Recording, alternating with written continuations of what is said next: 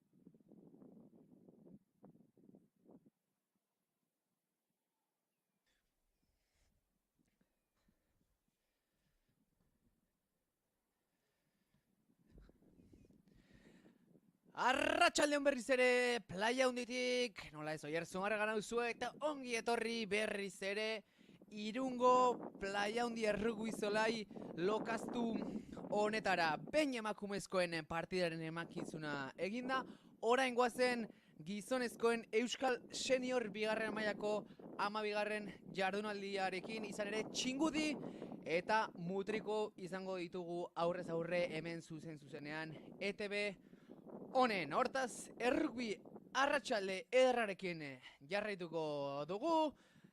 Zelaia oraindik utxi dago, jokalariak oraindik ez baitira aldageletatik irten, baina bostetan hasiko da partida eta besterik gabe talde bakoitzaren 15koak errepasatzera pasako gara.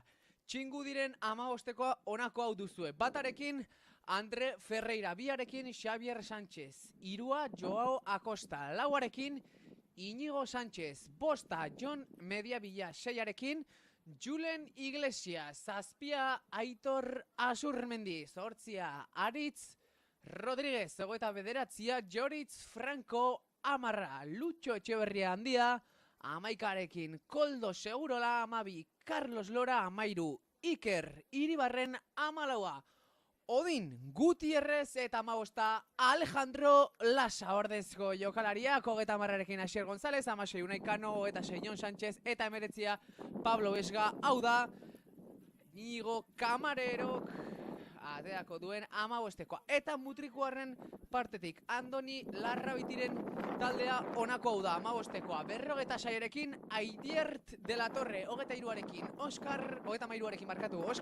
Molina, 45, Steven Olano, 6, Ioldi Lete, 43, Aritz Arruti, 25, Ekain Aristondo, 10, Ekain Cuesta, 15, Peru Sancho, 12, Ilaun Gaiastegi, 16, Ayuitz Basurko, 21, Ignacio López, 7, Amets Lekube, 26, Alex Lorenzo, 23, Unai Fernandez, eta 28, Unai Karazena. Ordezko jokalari bakarra, Alain Mendeiburu izango da behin.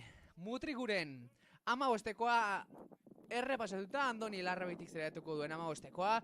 Jada Mutrikuarrak hortxe ikusten ditugu txuriz eta urdinez Playa Handiko berdegune honetan, oraindik ere etxeko taldea ez da zelairatu. Irindarrak goizie irte ez dira oraindikan irte markatu, eta partiduko protagonistak aurkeztuta esan era berean neurketa zuentzaz Alberto García epailea arduratuko dela. Momentuz Mutrikuarrak ikusten ditu berdegunean elastikoak garbi dituztela, baina behin 80 minutua jokatuta ziur naiz kamisetako txuri hori marroian bilakatuko dela berdeguneak aurkezten duen egoera gatik. Lokatza, euria, haizea, bueno, klimatologika aldetik ez da arratsalde atseginena izango, baina bai errugbiaz gozatzeko aukera bikaina. Eta jada hortxe ikusten ditugu irundarrak gaur berezitasun batekin, gaur beltzez eta berdez zeleratu ordez, gaurko elastikoa gorria izango da. Hortaz, bi taldetako jokalariak, jada zelaian bi taldetako jokalariak prest, txingudik esan bezala keinu berezi bat egingo dio, eta ohiko koloreak albo atera utziko ditu. Gorriz jokatuko du eta errugbi taldearen koloreekin. Zuzen oarso aldeko kuadrilla batek berpiztu nahi duen proiektuari babesa erakusteko, gorriz zeratuko dira, gorriz eta beltzez, eta partiduko protagonistak ditugula, selkapenari erreparatuz, 6 txingudi laugarrena da, 28 punturekin, eta Mutriku aldiz, azkena puntu bakarrarekin, bonus defentsibo bati eskerrain zuzen, baina momentuz garaipenik gabe, 3. postuaren borrokan bete-betean sartuko litzateke gaur txingudik irabaziko balu, hain zuzen Iruñarekin, 3. postu horrekiko leian baitago, eta Mutrikuarrentzat ere garrantzitsua litzateke, nola ez? Lehen garaipen hori erdestea, baina pasaren jardunaldian ere txeko taldea, hain zuzen, 6 txingudi, 34 eta 5 galtzetik dator Eibar liderraren etxean, eta Mutrikuarren partida atzeratuta gelditu zen, eta orain dela 2 aste, hain zuzen, Eibarren aurka ere 46 eta 4 galdu zuen. Hortaz, jada bi taldetako jokalariak kokatuta, bi garaipen gozez zeratuko dira, bolada txarrei buelta eman aian, azken partitako bolada txarrei buelta eman aian, aurrekaririk gertukoena etxekoen aldekoa da, lehenuntziko neurketan txingudi nagusitu baitzen 32 eta 34 Mutrikuren etxean, ikusiko du gaur zer gertatzen den. Martxan da partida, lehen erasoa etxeko taldean etza, jada lehen presio bortitza oldarkorra Mutrikuarrena. Itaren batean jokoa beste aldera mugitu nahi dute etxeko txingudi taldea, zein arraro egiten den txingudi gorriz jokatzen ikustea, baina gaur esan bezala kinu polita egin nahi izan diote Barxaldeko kuadrillari, babesa erakusteko, eta gaur gorriz eta beltzez intentsitate handiarekin ekin diete bi taldek partidari. Ia kamerak laguntzen digun jokoaren evoluzioa ikusten. Orain kontuz baloi hori solte, ian horre izten den lehenago, azkenean utxe egin du txingudiko atzelarien, Mutrikuko presioa, Mutrikuko goldarkor letaginak zorrotze eginda, pireinak bailitzan idozin akats baliatu nahian, entxegu ere mututik gertu, hor txingudikoen arresi gorria. Lehen aukera Mutrikuarrentzat, lehen putuak erdizteko. Hemen ETB honen bizizaten ari garen arratsalde bikainoni ginga jarriko diogu partida honekin zuzenean Playa Handitik txingudi eta Mutriku. Gizonezkoen Euskal Liga seniorreko, bigarren maila honetako 12. jardunaldian. Lehiakor jarraitzen du barruko pasabide horretatik. Hiru jokalari baloiaren gainean. Partida etengo du Alberto Garziak. Alberto Garzia paiak. Iñar Tutor Mutrikuko jokalaria, Mutrikuk eta Atletico San Sebastianek elkarlanean osatzen duen taldea. Partida hasi berri eta jada arazo fisikoekin. Orkatilean dirudi minartuta dagoela Steven Solano.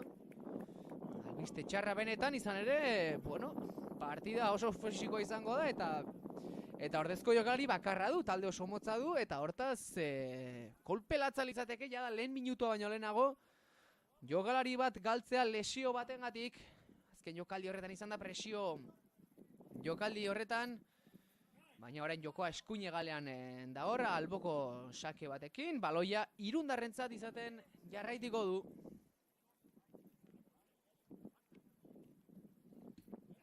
Partida martxan, 11. jardunaldi hau martxan, esan gainera Zaiza Txingudi eta Mutriku harren partidu honez gain, gaur 12. jardunaldian Zornotzako Urgozok eta Eibarrek jokatuko dutela, baita Iruñak eta Uribealdak ere, Gesalaga Okelan, Gipuzkoa Sortzen eta Gaztedien arteko partida aldiz datorren astean izango da, baina Universitario Bilbao eta Launikaren arteko partida ere gaur izango da. Hortaz menu bete-betea 11. jardunaldietan baloi luzea kontuz irriste egin du, kontuz baloiarekin hankarekin zeinen ondongi utzi duen atzea, barruraino, azken urtean iritsi da plakaketa, baina jada berandu, lehen puntuak Zaiza Txingudirentzat, azze jokaldia egin duen, ikusita lurzoru irregularra zela nola eman duen hankarekin baloi hori aurrera, eta azkenean Entxegu marra gurutzatu du etxeko taldean. Aurretik jartzeko lehen entxegua, Txingudiko entzat lehen entxegua, etxeko taldearentzat 5 eta huts, eta transformazio aukera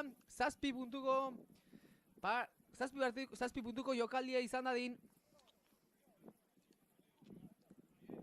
3. minutuan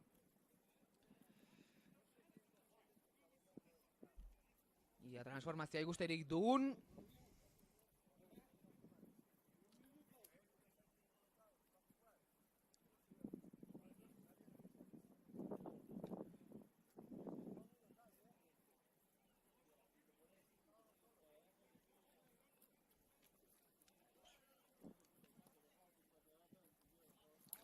Hasiera kitzikagarria, transformazioa balekoa da. Zazpi eta huts beraz.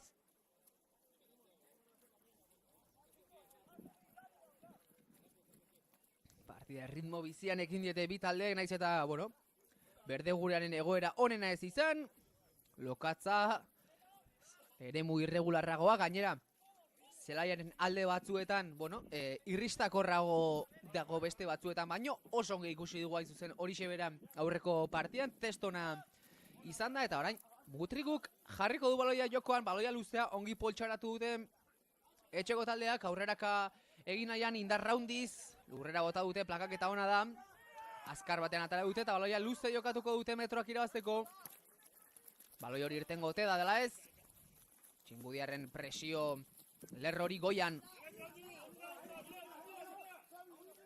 Lehenengo entxegua abisu hona izan da, Mutriku horrentzat, jakiteko, bueno, hemen lo hartzerik ez dagoela, hain zuzen Txingudikoen entxegua Ekain Iribarrenek egin du, eta Lutxo Etxeberriandiak jarri du 7 eta hutseko transformazio horretan. Mutrikuko Steven Solano oraindik min hartuta jarraitzen du, eta ez dirudi jarraitzeko moduan egongo denik, ikusiko dugu aldaketa iritsiko ote den ala ez, orkatileko arazoekin ikusten dugu hor, izotza jarrita. Eta pixkanaka hasi dira zikintzen, elastiko horiek geroz eta marroiago ikusten ari dira, geroz eta ilunago. Fase estatikoetan hor borroka handia egin barko dute lurrera asko bota. Eta partiduak hemen jarraitzen du. Pailiak oraindik ez du uztartze geldo horren agindu eman.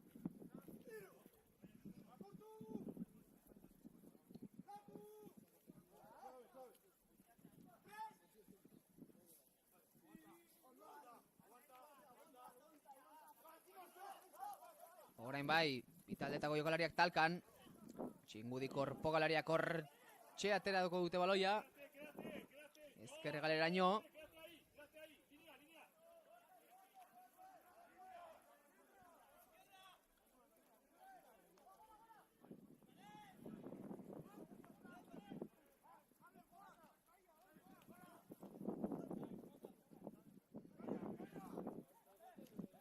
Berriz ere guda lurrean. Atzera Trikuarrak ekin eta bultza hor zelai erdiko eremu inguru horretan.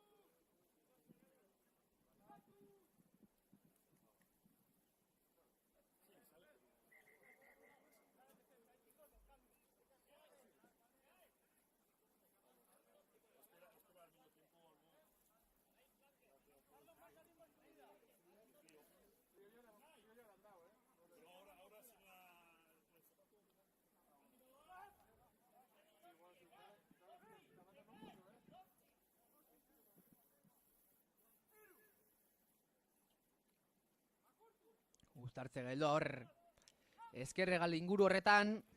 Ikusiko dugu norantza jartze duten baloi hori jokoan. Animoiuak jokalarien artean. Talka horra hor. Ezker Hegal mugituko dute, Kontuz Utxunea dator, Eskale ganaren aurrera egiteko aukera du, bai, entxeguari txileiteke. Azkenean bai iritsi da, entxegu aparta benetan Aitor Asusmendik egin duena. Zazpi zenbakiarekin 3. lerroko Hegaleko jokalariak.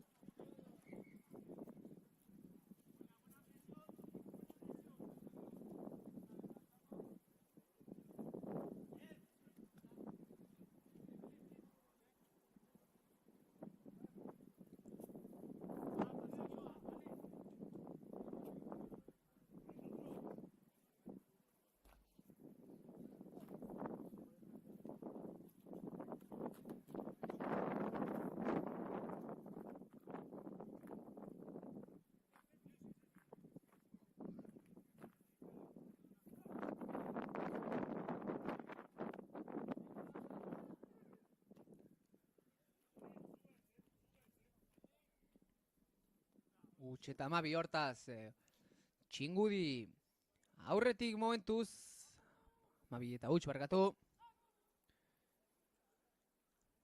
Trikuarrei maldan gora jarri zaie partida. Aitaren batean 12 eta huts. Jarri dira markagailuan, beste ritmo batekin jokatzen ari dira etxeko taldea, ideia oso garbiak dituela fase estatikoaren ondoren baloia ongi mugituz, oso vertikalak izanez, eta gero azken metroetara iritsitakoan letagin zorrotzekin ari dira, zalantzarik egin gabe aurrera ideiak oso garbi dituztela, eta momentuz planteamendu hori erantzun mutrikuarrak.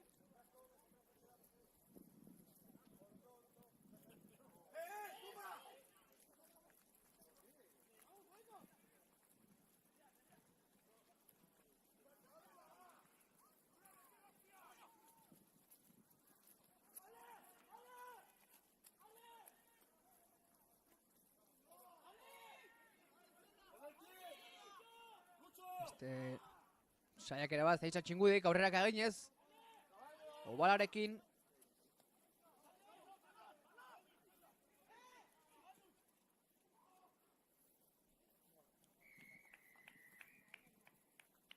Pixkanaka, entxegu ere mura urbilduz. Arrisku egoeran hor, mutrikuarrak kinkalarrian. Oso nagusi etxeko taldea, beste entxegu bat, kasu honetan 17 eta utxeko aiarri duena Joao Costa izan da, eta orain beste transformazioa aukera bat izango du, hirugarren entxegua Txingudik, jipoi latza jasotzen ari dira mutrikuarrak, hemen Plaiaundiko zelai honi badirudi etxeko taldea askoz ere hobe egokitu dela. Etxeko zelaia dute, baina esango nuke beste koska baten dagoen taldea dela, beste maila batean, eta hasierako minutu hauetan gogotik ordaintzen ari dira mutrikuarrak egiten ari diren hanka sartze guztiak. Inigo Kamareroren taldea oso nagusi, transformazio aukera.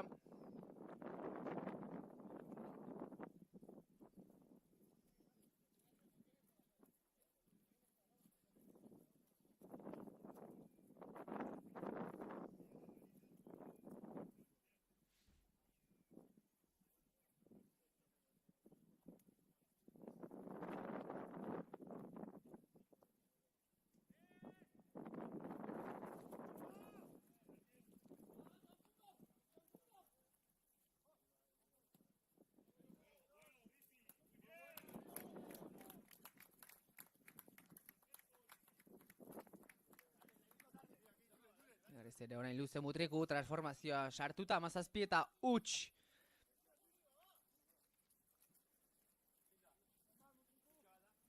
Meretzi eta huts, barkatu Lutxo Etxeberriak sartu du bigarren transformazio hori, partidako bere bigarren transformazio hori. Mutriku gurentzat partida alderantziz hasi da, lehenik eta behin lesio bategatik, hain zuzen Steven Solanoren lesio horrekin, eta momentuz nora ezean Andoni Larrabaitik zuzendutako taldea, nora bezean edo, nahi dut, oso nagusi Zaitza Txingudi, kanpoko taldeantzat emaitzei dagokionez, ez da erraza izaten ari itzulera hau, 9 partidutatik dena galdu baititu. Hori bai gainontzekoa, baina 2 partidu gutxiago jokatu dituzte. Gaztedi edo Txingudiren aurka lehiatu izan dituzte partida horiek, lehen itzuli horretan, baina gainontzeko partidetan bestela jipoia jaso izan dituzte, bonus defentsibo bat lortu zuten, baina momentuz sailkapenaren azkenengo postuan daude, puntu bakarrarekin iruzorroan. Azkenean hiru hamarkaren ondoren berriz ere atera dute senior maila aurten, denboraldi berria izaten ari da mutrikuarrentzat, berezia ere, baina emaitze dagokionez momentuz oso gogorra, itzulera denboraldia da haientzat, eta ilusioarekin jokatzen bai, baina hori, esan dugun bezala emaitzek normala den bezala lehen urte izan da, momentuz ez dute laguntzen. Eta gehien bat horre, defentsan hain berea den oldarkortasun hori galtzen baldin badute, ze gero baloiarekin ausardia duen taldea da, eta partidaren barruan normalean mantentzeko gaitasuna duena, baina denboraldi berri hau lehen pausua izan leiteke, ez? Ondoren pixkanaka proiektua egonkortzeko eta oinarri lana ondo sendotzeko, azkenean Mutrikun, eskualdeko errugbiarentzat topagune bihurtu dadin urten poderioz bloke hori egonkortzeko eta abia puntu bat izan liteke, hau da, 30 urteren ondoan itzuli eta ez itzuli bakarrik berriz ere alde egiteko, eta itzuli geratzeko eta naiz eta amaitzek ez lagundu, talde honek beste helburu batzuk ditu, esango nuke emaitzez haratago. Orain, Uzartze geldia,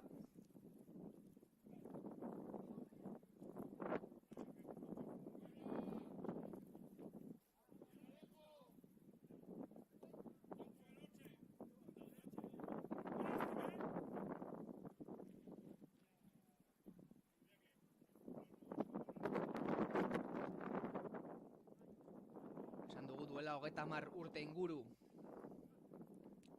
Gipuzkoako txapeldun izatera ere iritsi zela talde hau, baina azkenean, beste faktore batzugatik, azkenean taldea Mutrikun bertan desagertu egin zen, eta urte guzti hauetan ez da senior talderik izan, eta azken 3-4 urte horrietan mugimendua badirudi berriz piztu dela, txinparta berriz piztu da, eta pixkanaka txinparta hori su bilakatzen joan zen, azkenean aurten talde seniorra arte, garrantzitsu esaten da hor lehenik arrobiarekin eta umeekin lanean hastea, eta hortik aurrera, pixkanaka senior taldea osatzen joatea, proiektua ez soilik Mutrikukoa, Mutriku herri oso txikia da, baizik eta eskualde mailakora izatera pasa, taldean bertan badaude Mutrikuko jokalariak, baina baita Debakoak, Etxeberrikoak, Berritxukoak, Ondarroakoak eta inguruko jokalariak.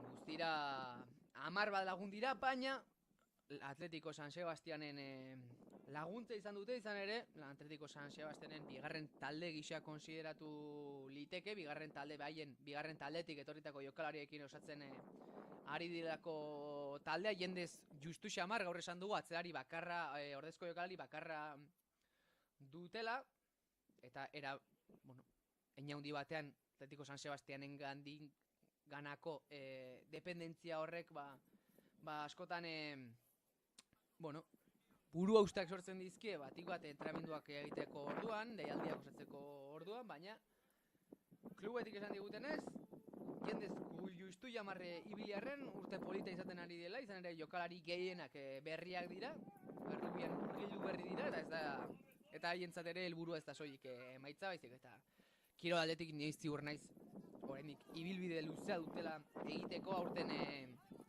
oraindik partidurik ez dute irabazi, baina partidu bat edo bi irabaziz gero nik uste pozik egiteko moduko demoraldia izango litzateke eta abia puntu bat izatea, azten jarraitzeko.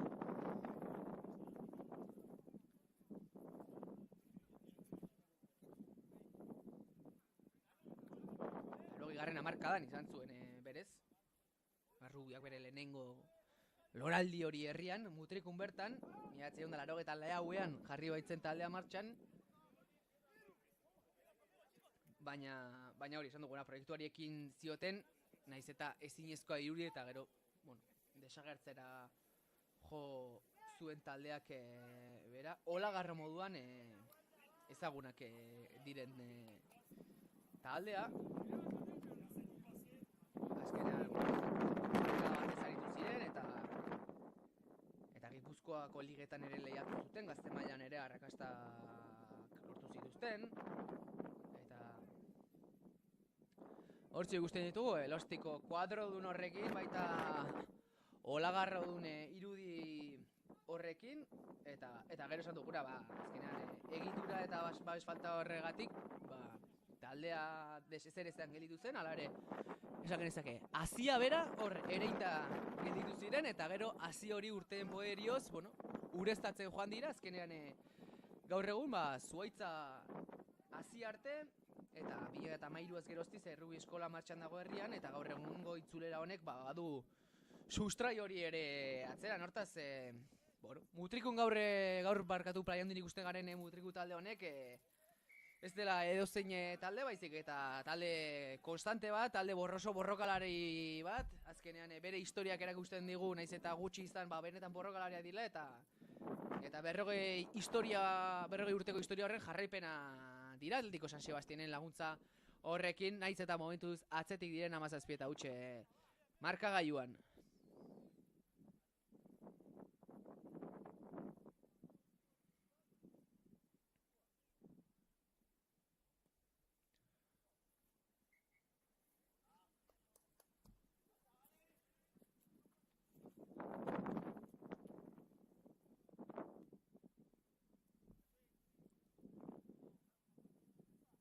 Bueno, hortxe mutriku. Andoni Larrabitiren taldea, hau ere Gernikan ibilitakoa eta ulkian laguntzaile gisa. Igotz Gailastegi.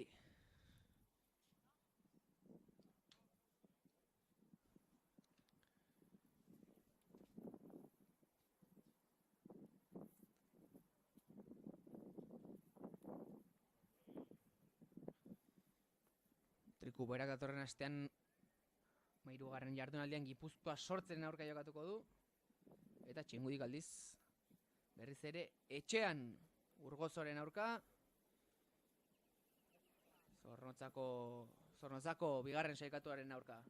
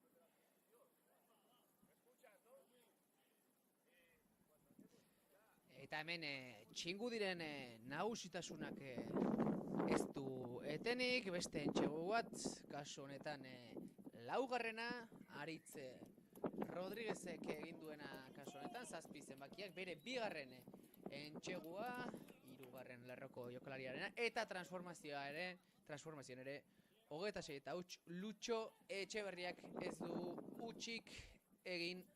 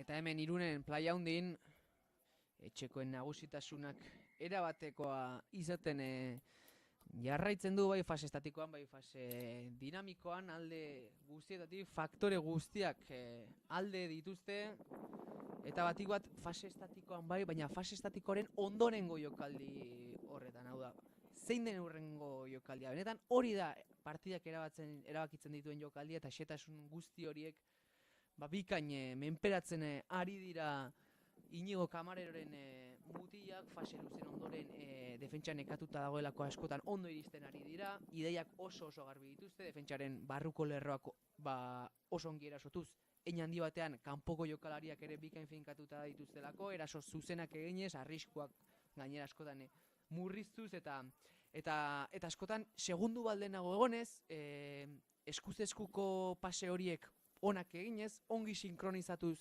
eraso horiek, eta gero erritmoa igo behar denean, beste martxa bat sartu behar denean, horixe egiten ari dira, eta egia esan alde horretik norantza bakarra duen partidara zalantzarik gabe, eta defentsan ere, gerikoa izaten ari da nagusitasuna, ez jada bonus ofentsiboa eskuartean lukete txingudiarrek, jada atxen aldiran iritsi garenean gogoratu, etxeko taldea momentuz irabazten ari dela 26 eta huts oso nagusi, eta gu bitartean atxenaldi hau arran sartzeko baliatuko dugu, atxeden hartzeko lokalariak egiten ari diren bezalaxe. Hortaz, zerbait azkarra, zerbait jatean nahi baldin baduzue, inauteri asteburu honetan, eta aitaren batean gaude mentxe bueltan ETV honen.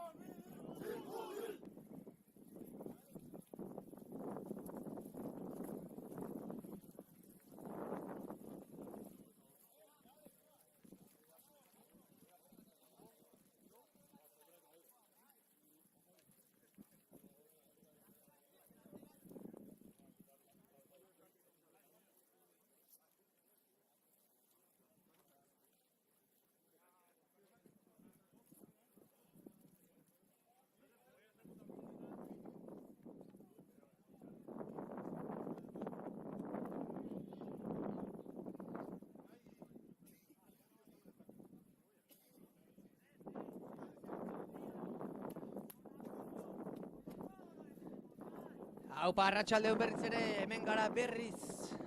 Laia handiko errugbi zelai lokaztu honetatik lehenik eta behin, barkamenik beroena gure partetik lehenik zatian izan ditugun arazo tekniko gutxi batzuengatik, bueno, arazo tekniko gutxi ez, desente izan ditugun arazoak emankizun aurrera atera izateko, baina badirudi arazo horiek da iraganeko kontuari dela eta pres gaudela orain bai, benetan behar den bezala lokuzio eta barnen, Mutriku eta Txingudiren arteko bigarren zati hau biziki intensidade handiarekin bizitzeko. Mutrikuarrak bigarren zati honetan beste gogo aldarte batekin zeratu beharko dute, partidaren gidoia bestelako izatea nahi baldin badute, izan ere lehen zatian tsunami bat pasazaie gainetik Txingudikoak nabarmen hobeak izan dira, emaitzak hala dirazten du, 26 eta huts aurretik direlako markagailuan eta bien bitartean fase estatikoan orain bi taldeak.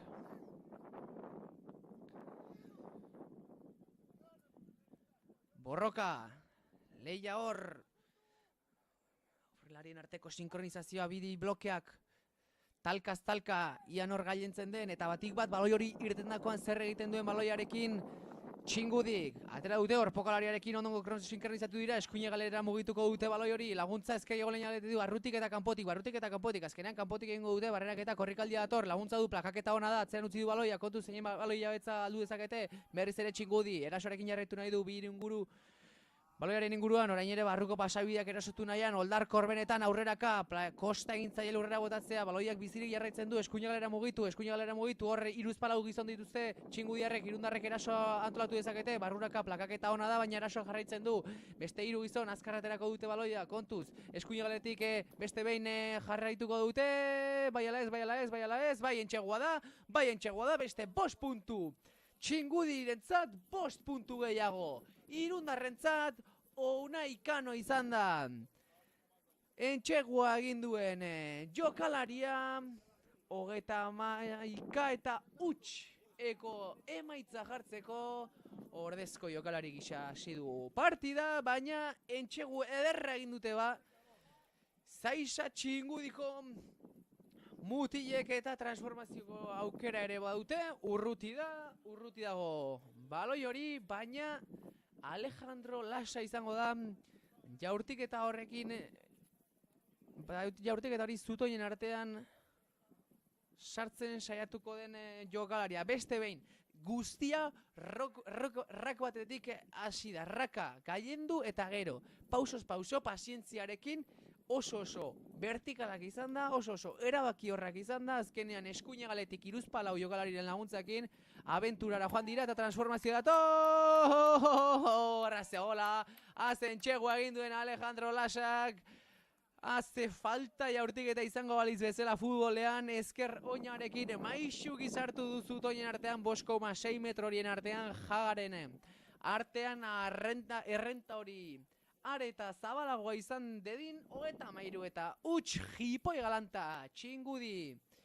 Ematen ari zaiona Mutrikuri jaun eta jabe izaten ari dira, eta bitartean Mutrikuarrak buelta eman ezin da, pasea ere txarra da, motz-motzak gaitu da, baina irriste egin dute, baloi hori azkenan oinarekin ikutu dute, epaileak ez du jokoa eten, bi jokalari lurrera,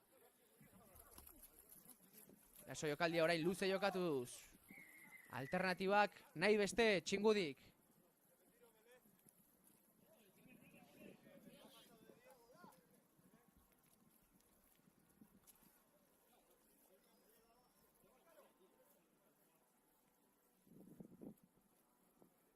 Berrogeita laugarren minutua hemen Iruneko zelai honetan emaitzak adierazten du bezala 33 eta huts bonus ofentsibo hori ere eskuratuko lukete.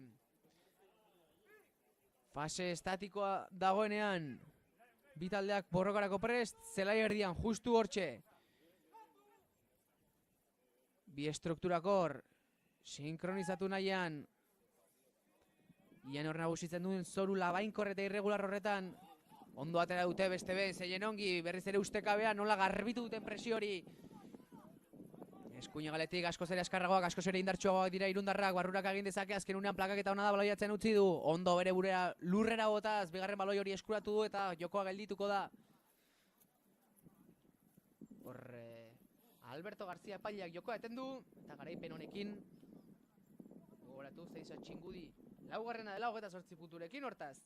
4 puntu garaipenarekin, 32, eta beste puntu bat bonus ofentsiboagatik, 33 punturekin berdinduko luke hirugarren postu horretan Iruñaren partidaren emaitza oraindik ez dakigu, baina Iruñaren partida hasi horretik jada puntutan berdinduta Irundarrak eta Iruindarrak. Eta Mutriku gurentzat lehengo lepotik burua momentuz garaipenik ez dute erdiatxi. Hasiera jada txarra izan da, begira nola hasi zaien partidera maldan gora, Steven Solanoren lesioarekin. Dena alderantziz hasi zaie eta ondo gaizki hasten da normalean, gaizki amaitzen da, baina aurretik ere esan dugu zein den Mutrikuren historia, zein den Mutrikuren meritua, Olagarroen meritua txapelak entzekoa bezalako Atletiko San Sebastianen laguntzarekin olako taldea ateratzea lortu duten, naiz eta talde laburra izan. Kontuz eraso dator ezkerra lonetatik, baten kontra, azkenean laguntza berandu iritsi da, beste entxegu bat egiteko Txingudik eskuz esku, eskuinatik ezkerreraino, Koldo segurola izan da azkenean, entxegu ere mori gurutzatu duen jokalaria Txingudiko jokalariak elkar zoriontzen, postasuna erabatekoa da dene irteten ari zaie 11 zenbakiarekin Koldo segurolak ezkerre galetik barrerak eta oso nagindu. Azkenean baloiaren gana gerturatu ordez, obalaren gana gerturatu ordez, nola jokaldi asterakoan lerro horretara itxatxitxetera gelditzen den, badakielako lehenago edo beranduago baloi hori iritsi egingo zaiola. Eta behin iritsitakoan, Mutrikuko defentsa itxiegi aurkitu du eta bidea erabat garbi autobidea berarentzat izan da bakarrik eta ziztu bizian suiziria bezala Koldo segurolak beste 5 puntu eman dizkio Txingudiri.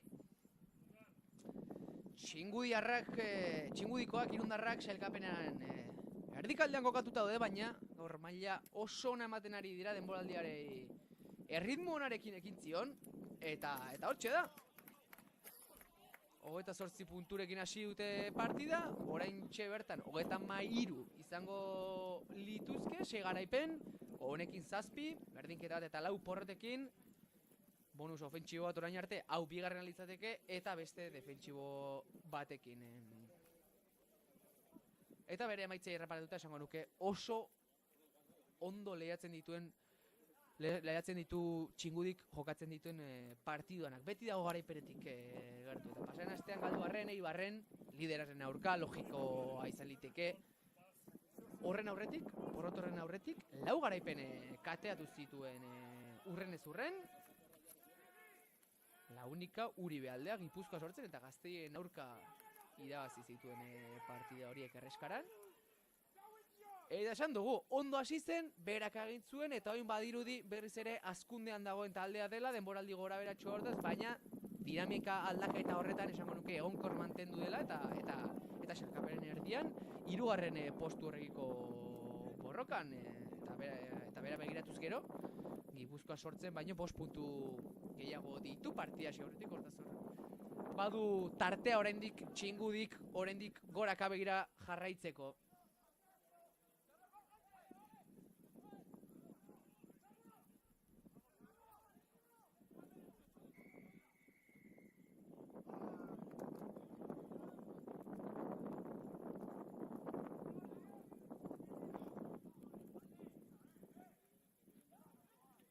Partida jokoan jarraitzen du.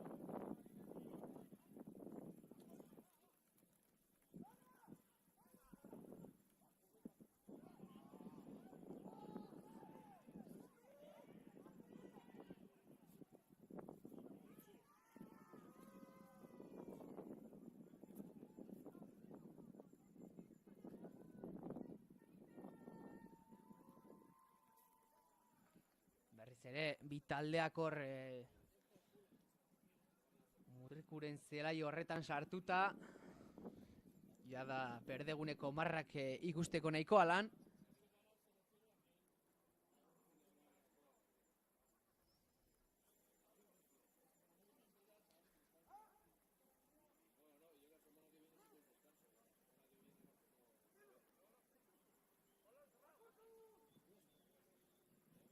40. minutua hemen playa handiko zelai honetan euriare gogotik ari du, haizeak ere ez duena partidua galtzerik nahi izan, haize ufe da bortitzak. Rugbiaren esentzia hementxe ETV honen non bestela, rugbiaren etxea, kirolez profesionalen etxea hementxe ETV honen astebururo bezala.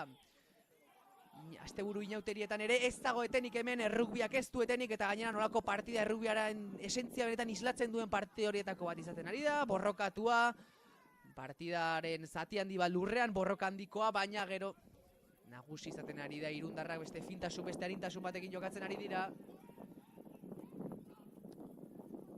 Kontuzor barrak eta etxemu lerro agertu dute, jokalari mordoeska bat baloiaren gainean, azkarratela dute baloia, beso bat altxa.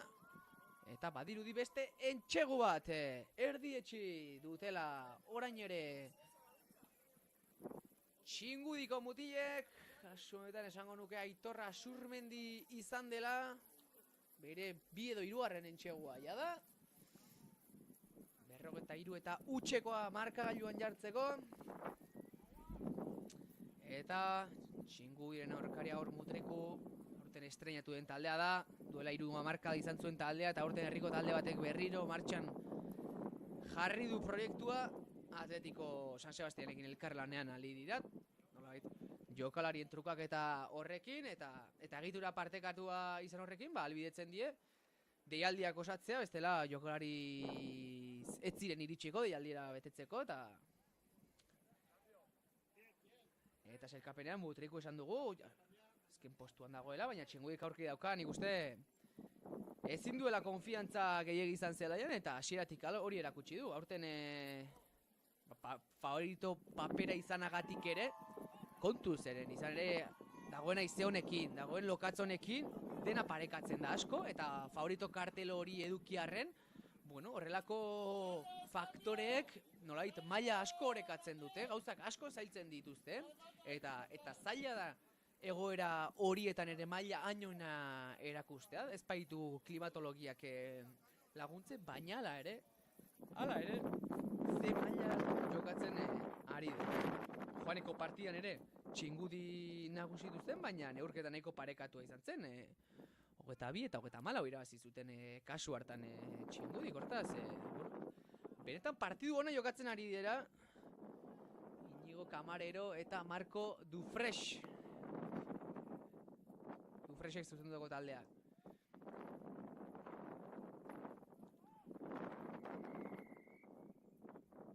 Eta 2015an adibidez txingudik, gaur egun txingudi gisa ezagutzen dugun izen hori hartu zuen eta Euskal Herri mailan talde klasiko bihurtu dela, Euskal Ligako lehenengo eta bigarren mailan artean ibili dena, 2019tik 2022 adibidez Euskal Ligareko lehen mailan lehiatzen aritu ziren, urte hartan 2022 hartan maila galdu zuten eta geroztik gaur ikusten dugun bezala Euskal Ligako bigarren mailan lehiatzen ari dira eta iaz adibidez laugarren postuan amaitu zuten txapelketa, baina esan duguna izen handiko taldea da zalantzari gabe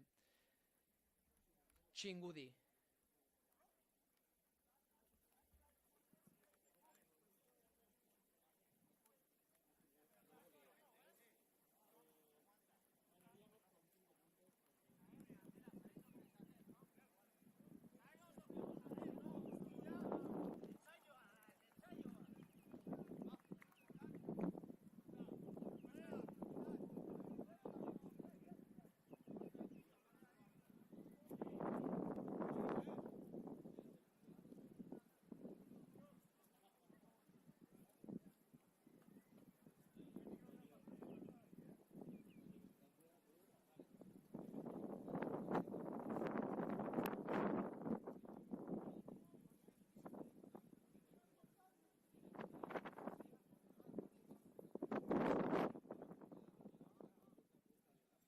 Hauzartze geldoa hemen playa hundin, pixkanaka gaua ere gainera erortzen hasi zaigu. Eguraldia desatxegina erabatekoa, baina ikusten ditugu atzeko bandera horietan edota edo pantalla komertzial horietan nola jotzen duen haizeak ez da inoiz gonbiatu hona izaten kirolaren praktikan, baina hementxe playaudein hau ez da futbola, hemen ez dago etenik, hemen ez dago bertan bera gelditzeko faktorerik, hemen egoera dena delakoa dela, partidak aurrera jarraitzen du, orain txingu diren eraso saiakera hori ona zen, partida gelditu du epaile jaunak.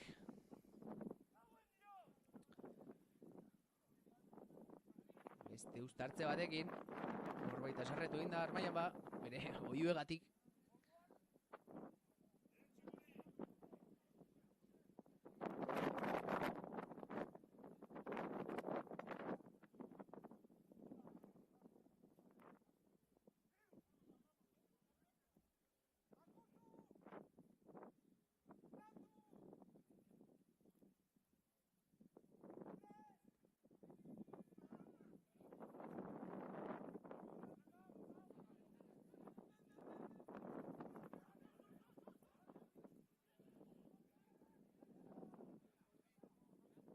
Korresak era ezker egal horretatik, jokalari desenterekin iritsiz, baina arresi gorri hori ez dago eraisterik, tinko jarraitzen dute irmo beraien tokian.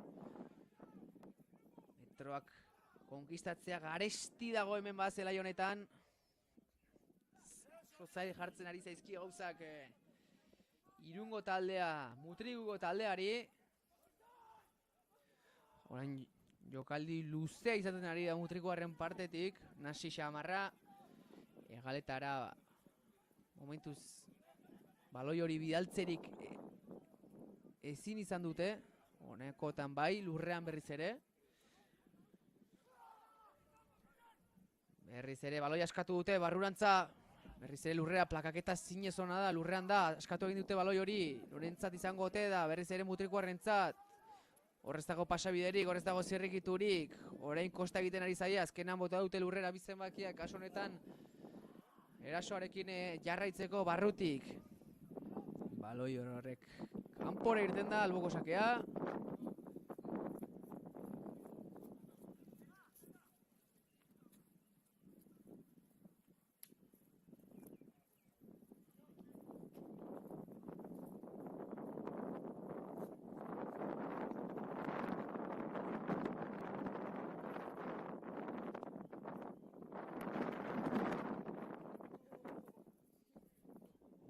Jokalari bat minartuta lurrean, osasun zerbitzuak ja zelaian daude. Baina bera zutik jarri dadin laguntzen. Txaloak hemen playa hondin.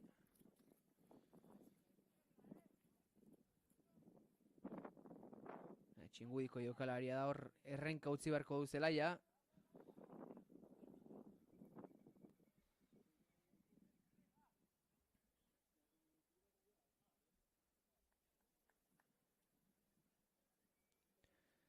Eta partida aurrera dijoa.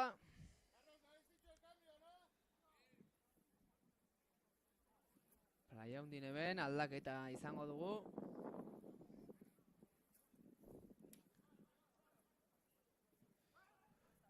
Berrogeita 18. minutuan. Bigarren zati honen ekuatorera iristeko gutxi falta denean.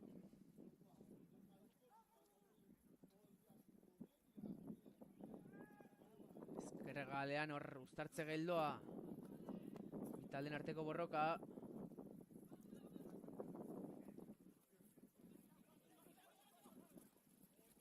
Orain arriskua hartuz Txingudi baloia atzetik atera naia, baina bera nolako abiadurarekin irtetzen diren zulotik, nolako abiadurarekin, nolako sinkronizazioarekin, nola barrutik, kanpotik, nolako almena duten baloia beste alde batetik bestera mugitzeko.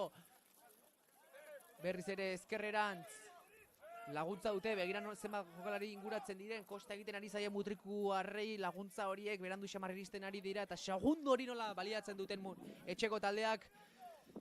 Abantaila ateratzeko jokaldi bakoitzean.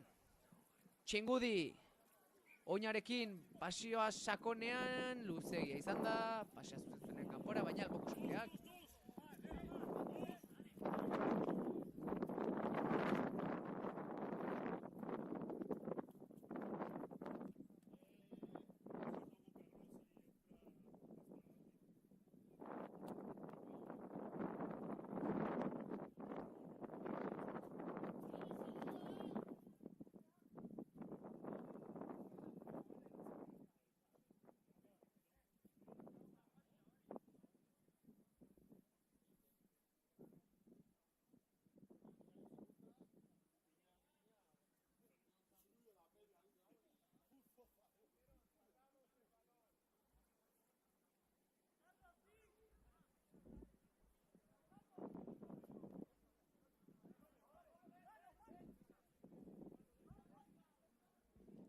Abeldirik alboko sakea Irundarrentzat gorritxoentzat gaurkoan.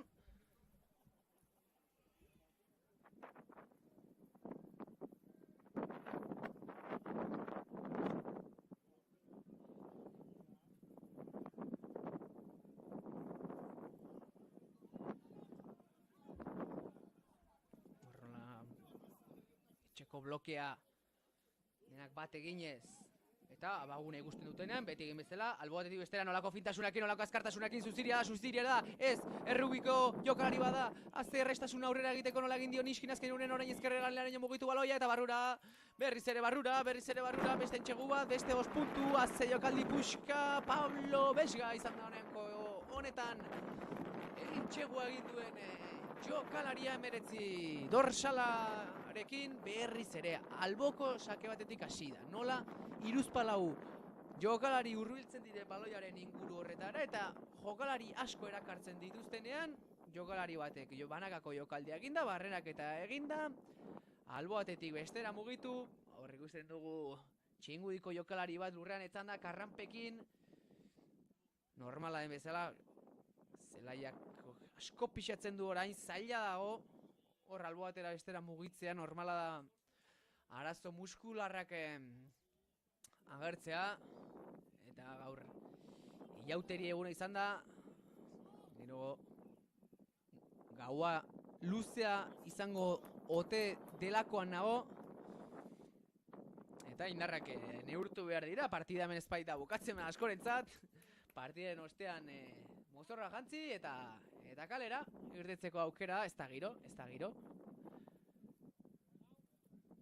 Baina, esango nuke, partida amaitzear dela, epaileak bi jokalariekin hitz egitera joango da, 50 eta utxeko partida daukagunean, bi taldetako kapitainak bilduta, ez dakit zertaz ari diren, baina esango nuke partida amaitutzat jo dezakeela nagusitasun agerikoagatik, bai, horixe da. Azkenean partida amaitutzat jo dute 50 eta utxeko entxegu honen ondoren, ez dira 80 minutuak jokatu eta egia esan egiari zor hasi eta buka askoz ere gehiago izan da etxeko talde, askoz ere gehiago izan da txingudi gauzak horrela. Amaitu da neurketa playa hundin, denborak utzi digun arte benetan errugbiaz gozatu dugu arratsalde honetan, bete-bete eta errugbiz bete-bete eta oaze orain ongi pasatzera, iauteriak dira eta hau izan da hortaz gure partetik dena. Gizonezkoen Euskal Ligako senior bigarren mailako 12. jardunaldi honetan zuzenean bizi izan dugu partida txingudiren erakustaldia bizi izan dugu eta aurretik ere emakumezko partida bizi izan dugu txingudi eta Hernaniren artekoa eta ondoren azken partidu honekin, arratsaldeari ginga jarri dugu bi talderen arteko agurra, eskerrona, kirol legez, errugbiaren balio erantxia seguraski gainotzeko kirolekin alderatuta. Hauxe baita, elkarlana, laguntasuna eta bi taldeek dena eman dute zelaian, hori bai agerian gelditu da.